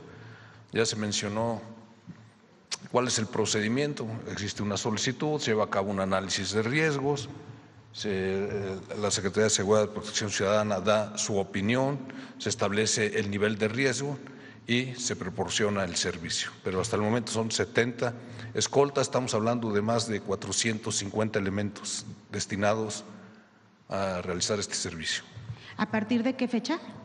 No, es en la administración, es lo que llevamos. O sea, de septiembre, de octubre del 2024 sí, a la fecha. A la fecha. Gracias. ¿De qué estados y cargos? Les damos, si quieren, un cuadro de información de en qué estados de la República se ha pedido protección. Muchas gracias. Gracias, presidente. ¿Quién más? A ver, por acá. Vamos a… Por acá, por acá. Ya los veo que… A ver la compañera. Buenos días, Presidenta. Jennifer Barba, de México Comunica. Presidente, el secretario de Seguridad ha informado sobre la detención de 2 integrantes de los rusos de Mexicali. ¿Tiene más datos sobre esta célula que por años ha controlado la frontera entre Mexicali y Calexico? Esta detención que usted menciona fue en días pasados, pero si quiere le podemos compartir información de todos los detenidos que se han detenido de esta célula delictiva. Ok, muchas gracias, secretario. Presidenta, ¿qué regulación existe o se prevé para los casinos en línea o de máquinas electrónicas que utilizan a grandes influencers de México para promocionar sus productos? La mayoría de sus objetivos son los jóvenes, así como lo hace el crimen organizado. Y muchos de esos contenidos prometen ganancias fáciles o la posibilidad de salir de sus problemas económicos, como la plataforma 777. ¿Habrá pronto una regulación para estas plataformas o qué información tiene sobre si pagan impuestos? Se están revisando todos los casinos desde la perspectiva de seguridad y también de cumplimiento de la norma. Y la secretaria tiene la idea también de poder actualizar la ley de casinos, porque ahora en efecto hay mucha puesta en línea, que en su momento cuando se hizo la ley pues no existía. Entonces sí se están revisando los casinos desde la perspectiva de la Secretaría de Hacienda, Comisión Bancaria de Valores, WIF, etcétera, etcétera, desde la perspectiva de seguridad y también desde la perspectiva de que cumplan lo que dice la ley ahora y la actualización de la ley, que es importante. Gracias. Presidenta, por último, ¿cuál es su opinión sobre Ricardo Salinas Pliego, quien, molesto porque tiene que pagar lo que le corresponde al pueblo de México, reaccionó llamando chairos hijos de P, voy a omitir la palabra que utilizó por respeto, se definió como ultraderecha y comparó a la izquierda con un barco mal conducido que llevaría al país a las rocas? Bueno, primero, parece que la Corte puso en su agenda, ¿no? ¿Cómo se enlistó? En su agenda algunos casos de este grupo empresarial y tendrá que resolver la Corte lo que la Corte considere de acuerdo a sus criterios. Lo he dicho aquí muchas veces, este grupo empresarial tiene adeudos con el fisco, con el SAT, que suman un monto y de acuerdo con el Código Fiscal tiene derecho a descuentos como cualquier contribuyente que si decide pagar tiene derecho a descuentos que se calculan de acuerdo a lo que dice estrictamente el Código Fiscal. Entonces, eso es lo primero. Entonces, que está enlistado para resolverse y que, de acuerdo con lo que decida la Corte, a la hora de pagar, él tiene incluso derecho a descuentos establecidos en el Código Fiscal. O si decide pagar antes, pues también estrictamente lo que dice la ley, porque lo que él está diciendo es que el SAT está imponiéndole que pague lo que no es legal, y eso pues nunca se hará así. Es muy claro el Código Financiero y tendrá que pagar lo que dice sus, no son auditorías, ¿cómo se llaman? Los créditos fiscales, lo que resuelva la Corte y lo que diga el Código Fiscal. Eso es lo primero, porque es muy importante. Nosotros jamás vamos a hacer algo autoritario, algo que tenga que ver con hacer algo que esté fuera de la ley. Nunca. No haríamos nada de eso. Entonces, eso es lo primero que tiene que quedar muy claro. Lo segundo tiene que ver con lo que él ahora políticamente enarbola. A lo mejor lo hace porque no quiere pagar los impuestos, no lo sé. Pero ahora él está enarbolando una posición política. Y sí vamos a platicar aquí en la mañanera qué quiere decir ser de ultraderecha. ¿Qué es la ultraderecha?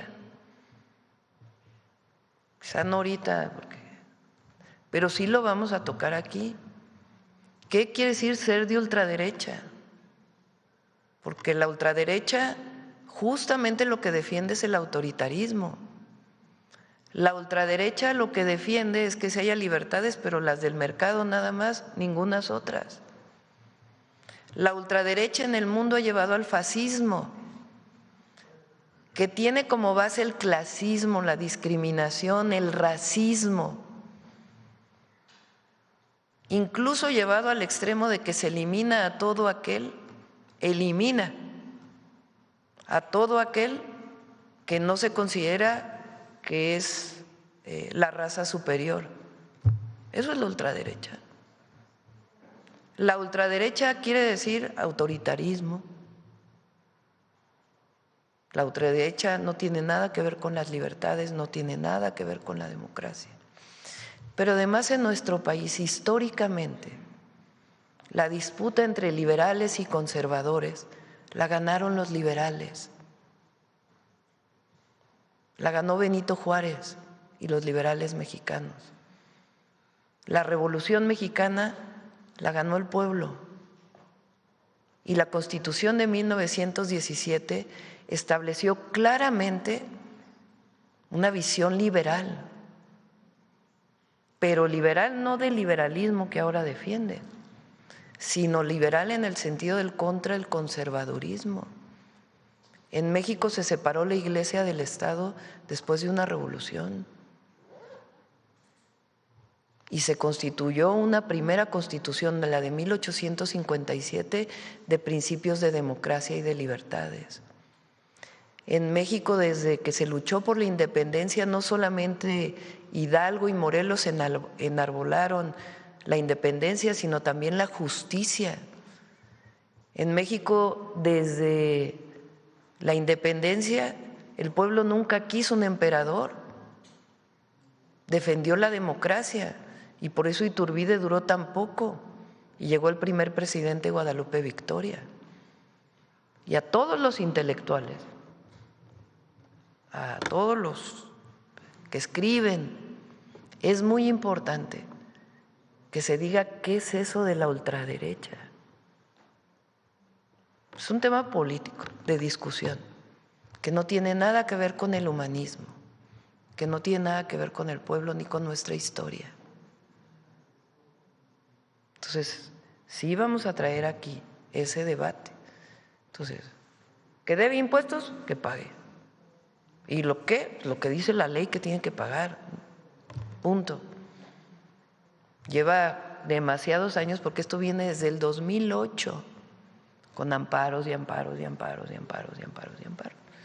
Entonces, eso tiene que ver con la Corte y la decisión de la Corte y lo que dice la ley.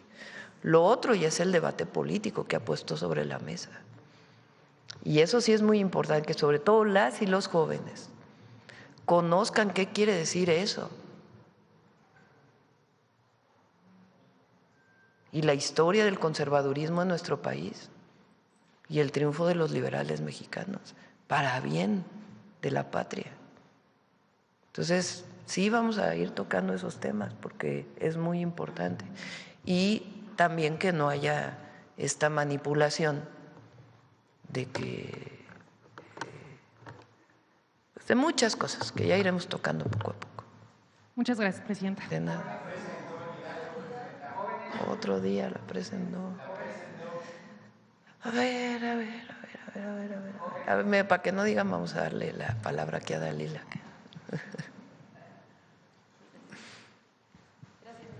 Gracias, adelante. Justo estábamos esperando también al fiscal general Alejandro Gertz Manero. ¿Cuál sería la razón por la que no vino? Hoy no vino, pero en las siguientes podrá venir. Bueno, es que justo queríamos preguntarle sobre esta situación, sobre el tema de los detalles de una investigación en torno a una falla que registró una aplicación SAT-ID que habría dejado en vulneración a millones de contribuyentes que tienen ahí su información, en cuanto a información fiscal en específico, y que, bueno, se demostró que incluso podía vulnerarse, suplantarse la identidad de algunas de las personas que están ahí registradas. Queríamos preguntar sobre el asunto de, o tal vez usted sepa sobre el asunto de si sigue operando esta aplicación, si también existiera pues este dictamen informático de la Fiscalía en el que hablaba precisamente de que esta aplicación carecía de medidas de seguridad y bueno, pues también si se investigará a los responsables del diseño de esta aplicación que se dio con la gestión todavía de la hoy secretaria de Anticorrupción, Raquel Buenrostro. ¿Tiene información al respecto? No tengo en particular, pero le pedimos a… ¿Ustedes tienen alguna información sobre esta aplicación? Le pedimos al fiscal y a la secretaria Raquel que en todo caso informe. Sí, que saber también si desde la Secretaría se va a investigar a los funcionarios que pudieron estar involucrados y determinar si en efecto esta aplicación… Lo preparamos y lo presentamos. Gracias, presidenta. Sobre el Plan Michoacán que presentó apenas el domingo, hablaba usted, son varios puntos, hablaba usted de una inversión mixta, ya también escuchábamos al secretario Ebrard hablar de temas de caminos y carreteras en específico, pero quisiera preguntarle de dónde vendrían estos recursos en la parte privada y en la parte también pues pública. Sabemos que tiene que ver también con cuestiones aparte de programas sociales y etcétera, de infraestructura.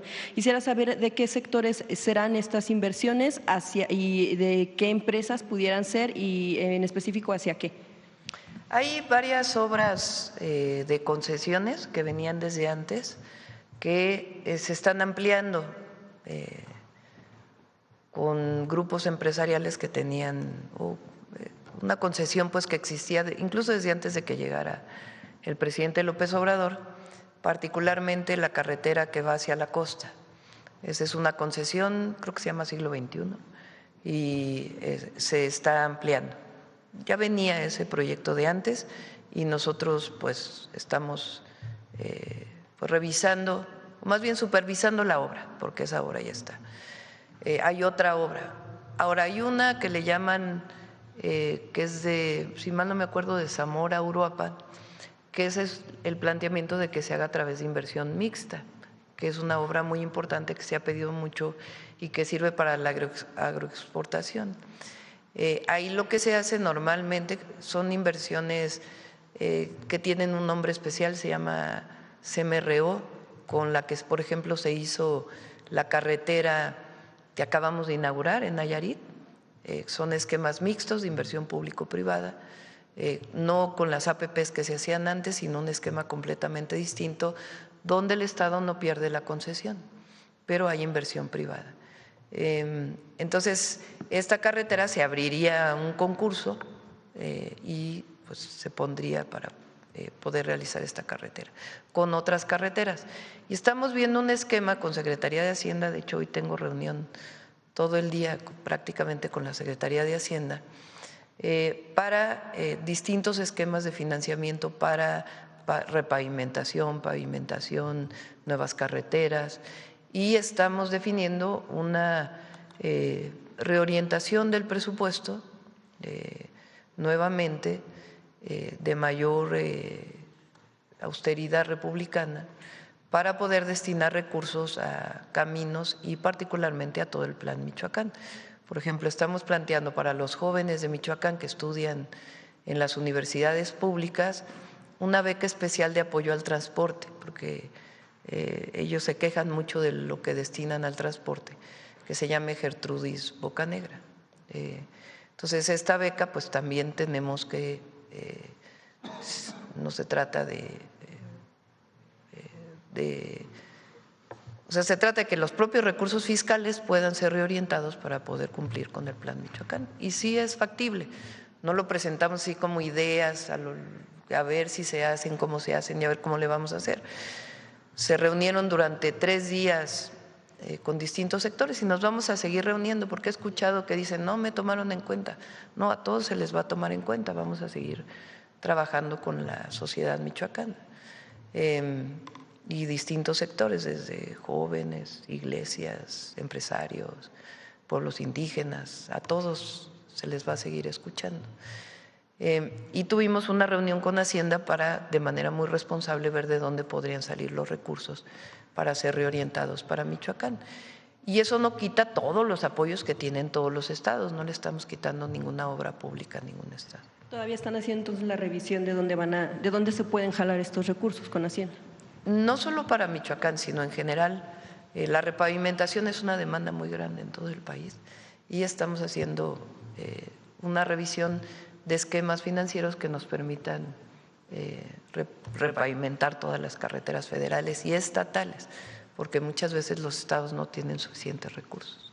Gracias, presidenta. En materia de seguridad al gabinete, sobre el caso de Carlos Manzo, quisiera preguntar si todavía esto sigue en el ámbito de la Fiscalía Local, ¿cuándo sería momento en todo caso de que pudiera tal vez la Fiscalía General de la República traer esta investigación? Ya usted la semana pasada decía que podía ser por el asunto de que la probable participación del crimen organizado.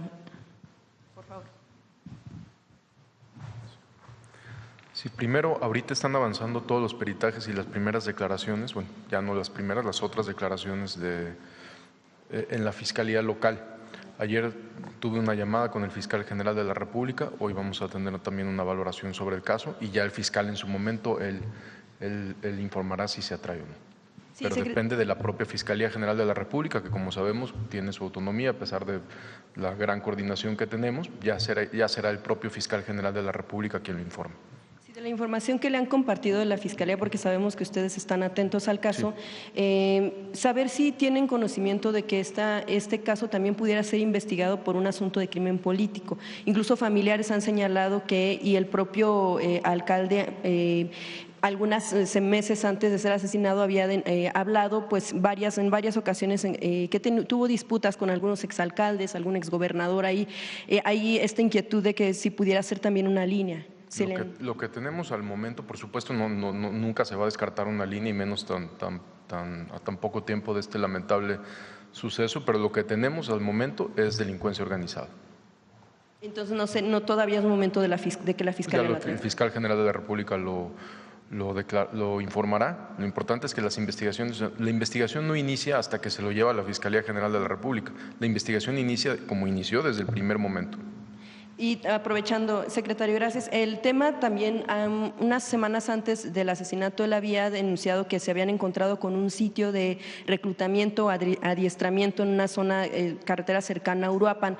Se le informó a usted, se está investigando, incluso se hablaba de que estaban involucradas algunas personas extranjeras en delitos en este tipo de sitios, como recordemos, bueno, ya se había dado en Teuchitlán, ¿no? De este caso específico que mencionó el presidente municipal tendríamos que revisarlo, pero hay constantes patrullajes por parte del ejército en la zona. Ha habido también detenidos extranjeros en Michoacán, como lo hemos informado aquí. También les podemos precisar cuántos detenidos extranjeros han sido en Michoacán. Gracias. Secretario, finalmente para usted quisiera preguntarle, sabemos que están en un plan antiextorsión y que están avanzando en temas de detenciones. Sin embargo, a la par de que se da esta situación, ¿cómo puede o debe actuar un ciudadano que está siendo víctima de extorsión, por ejemplo, de clara extorsión, de que tienen que pagar por la venta, no solo de aguacate, de limón, también en otros comercios de venta de pollo, de cualquier otro alimento que se está dando no solo en Michoacán, también en algunos otros estados? Hace tiempo se hablaba también del Estado de México. ¿Cómo debe de actuar una vez que se denuncie, que ustedes como Estado retoman la denuncia como propia para avanzar en la investigación? Pagar el cobro de lo que les están pidiendo mientras es detenido el delincuente para evitar que sean asesinados. Sí. Por eso, a partir del 6 de julio, que inició la Estrategia Nacional contra la Extorsión, se ha dado mucha difusión al número de 089. Como lo informamos aquí hace unos minutos, las denuncias se han incrementado. Después de que informamos y de que se inició la Estrategia Nacional contra la Extorsión, las denuncias se han incrementado. Esto quiere decir que hemos tenido confianza en la ciudadanía para atender los temas. ¿Por qué el 089? Primero, porque es totalmente anónimo, es la protección de la víctima. Lo que la víctima necesita en este caso tan delicado, en este delito tan delicado como es la extorsión, son dos cosas principalmente: el acompañamiento de un asesor profesional, que son los que están en el 089. Muchas veces es telefónica, cuando son extorsiones telefónicas se resuelve por teléfono, pero cuando son extorsiones presenciales se les da la opción de que vaya un asesor, totalmente, obviamente de manera confidencial. Entonces es el acompañamiento a la víctima, pero también la confidencialidad de la víctima. O sea, por eso insistimos tanto en el 089. Conforme se incrementan las denuncias, tenemos más información, tenemos más datos para poder investigar. No estamos, estos casi 500 detenidos que van en delitos por delito por extorsión, son con las propias fiscalías muchas veces de los estados. Sí, pero ¿cuánto tiempo pasa entre que es denunciado y es detenido el extorsionador? Depende de cada caso. No tendríamos una regla en general para decir después de la denuncia se detiene en 24 horas o en 36 horas o en 48 horas, pues es imposible. Hay casos que se resuelven de manera inmediata, hay casos que son, por ejemplo, este caso que mencioné hace poco donde 3 agentes de investigación fueron heridos, pues fue a la hora que recibieron la denuncia. Entonces llegan los agentes, se hace una investigación de la última denuncia, donde había otras denuncias en el mercado central de Acapulco, y en el operativo de 1 hora hubo 3 agentes heridos, un delincuente que pierde la vida, y a las 6 horas hay 6 detenidos. Entonces varía dependiendo del lugar, de la denuncia, de qué tanta información haya, son muchas cosas. Gracias, secretario. Gracias. Si pudiera preguntarle, Presidenta, si me permite, también al secretario de la Defensa, ¿cómo será el despliegue de los elementos en Michoacán? Si va a haber como rotación, se hablaba de un señalamiento en torno a cómo evitar que se dispersen las actividades o los delincuentes hacia otros estados porque Michoacán estará blindado. ¿Cómo darán respuesta a estas preocupaciones?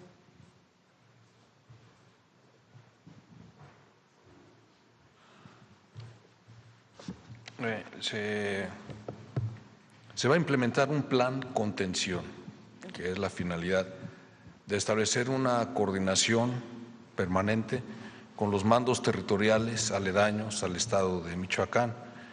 ¿Qué es lo que se va a hacer? Van a buscar todos inteligencia, va a haber una coordinación muy importante para implementar operaciones coincidentes. Si bien ese es un problema al que siempre nos hemos enfrentado por las jurisdicciones. Los delincuentes no tienen jurisdicción, ellos se pasan libremente de un estado a otro. Hemos establecido un procedimiento que se llama mandos especiales, es decir, en esa área se le da el mando a un comandante y él puede emplear las tropas de un mando territorial y de otro. Entonces, esa es la manera en que se va a hacer. ¿Cómo se va a materializar? Bueno, también se van a establecer muchos filtros carreteros mediante puestos de control. Van a tener medios tecnológicos, va a haber binomios canófilos. Es la forma en que se va a operar. Esa es la manera. ¿Esto de contención significa encapsular a los delincuentes para evitar que vayan hacia otras zonas? ¿Cómo va a ser ahí la operación? Así es, sí, en efecto. Encapsular, detenciones. También encapsular, dar seguridad en el área, permitir el libre tránsito a los ciudadanos, a la población, evitar enfrentamientos entre ellos. También va a haber, por ejemplo, en límites con Michoacán y Jalisco, vamos a mandar células de detección de explosivos para que revisen todos esos caminos donde se tiene ya información de que existen ese tipo de artefactos, detectores, carros antiminas. Esa es la manera en que lo vamos a hacer. Bien, secretario, voy a preguntarle, aprovechando que está ahí, con lo sucedido con el alcalde de Uruapan, mientras avanza, por supuesto, el plan en el que buscarán que se tenga estos resultados, ¿qué tiene que cambiar en los protocolos de cuidado de algunos funcionarios? En este caso estamos hablando de presidentes municipales, sobre todo porque, pues, usted, como mencionaba, este protocolo pues falló, a final de cuentas, bajo el resguardo que debía tener de seguridad, pues fue asesinado. Si no vieron venir, por ejemplo, que en un evento público pues masivo hasta cierto punto, pues no corriera este tipo de riesgos.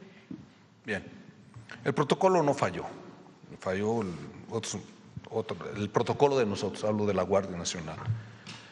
¿Qué es lo que vamos a hacer?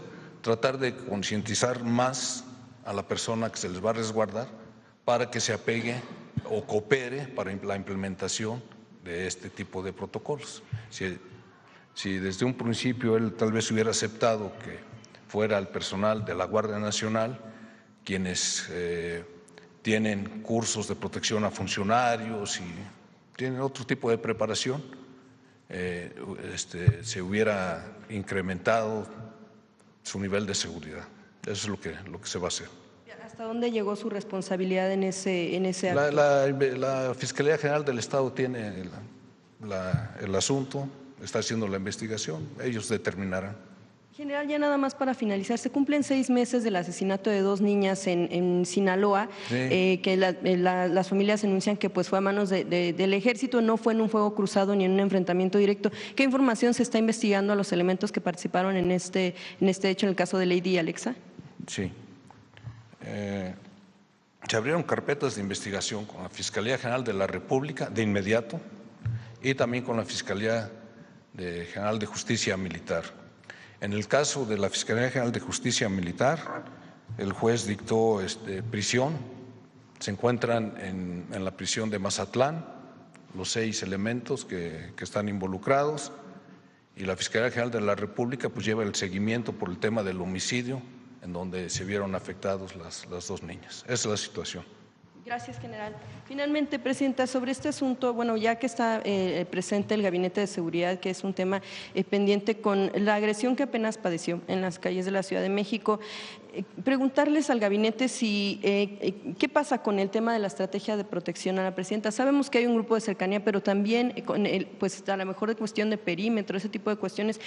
¿Qué papel juegan también los elementos, en este caso, pues que puedan estar con el resguardo? Acércate más el micrófono porque no se escucha. Sí, bien. presidenta, con lo último que padeció apenas en calles de la Ciudad de México, esta agresión, si no se escuchaba, preguntarle al Gabinete de Seguridad qué papel juegan elementos, tal vez del Ejército, tal vez de la Secretaría de Seguridad, para el resguardo de la propia Presidenta de la República.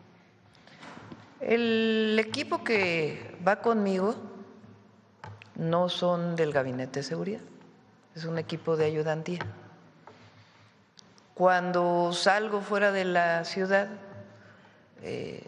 voy en un vehículo que tampoco es del Gabinete de Seguridad, sino del equipo de la Presidencia, y a veces va un vehículo de la Guardia Nacional a distancia cuidándonos. Ese es el protocolo que seguimos. Claro, pero justo preguntaba porque pues esos elementos de ayudantía no tienen experiencia en cuestión de seguridad, que como dice el general secretario, pues muchas veces hay protocolos que pues personas expuestas. No me va a pasar nada, no me va a pasar nada. Bien, Presidenta. Gracias. Finalmente sobre el tema… Tomamos una decisión de estar cerca de la gente. Y si hay situaciones de riesgo, una alerta que tiene CNI que dice… la presidenta puede estar en riesgo en un lugar. Bueno, pues entonces nos protegemos un poco más. Eso es lo que… Sí, aceptaría las recomendaciones, por supuesto, en caso… Siempre acepto las recomendaciones del secretario de Seguridad, del secretario de la Defensa, del secretario de la Marina. A veces ellos me piden que tenga más seguridad, pero no consideramos que sea necesario. Ahora, si hay una alerta que ellos por inteligencia tienen alguna preocupación, pues evidentemente me la dicen y buscamos mayor protección o no ir a ese lugar, ir a otro lugar. Sí, si estoy pendiente, no es no hay irresponsabilidad en esto, estoy pendiente y ellos si hay algo me informan y tomamos decisiones para evitar pues algún problema. Pero no, hasta ahora no ha habido. Qué bueno. Gracias, Presidenta. Y sobre el tema de la relación México-Perú, ¿cómo queda después de que pues es declarada persona non grata con toda esta situación? Y no va a haber nada, porque ya los oí que están… Ese es, para todos los que nos ven a distancia, sí pasa aquí en la mañanera. Cuando se dice algo que de mi parte o de alguno de los compañeros o compañeras que pregunta y parece algo como difícil, se oye el ¿cierto? ¿No? Adelante. Sobre el tema, perdón, de la relación México-Perú, después de que se le declarara persona non grata como al expresidente Andrés Manuel López Obrador, ¿hasta dónde se rompen solo relaciones diplomáticas? ¿Cómo queda la situación entre ambos países? Hasta ahora no se han roto las relaciones consulares, sino solo las diplomáticas. Y con gusto la Cancillería puede dar más información. Y no es que se hayan roto, ellos decidieron romperlas, ¿no? Sí, o sea, no es que ambos decidimos. Bueno, vamos, ya cerramos. Yo creo que ya cerramos, ¿no? Son 9:30. Muchas gracias a todas, a todos. Nos vemos mañana. Buen día.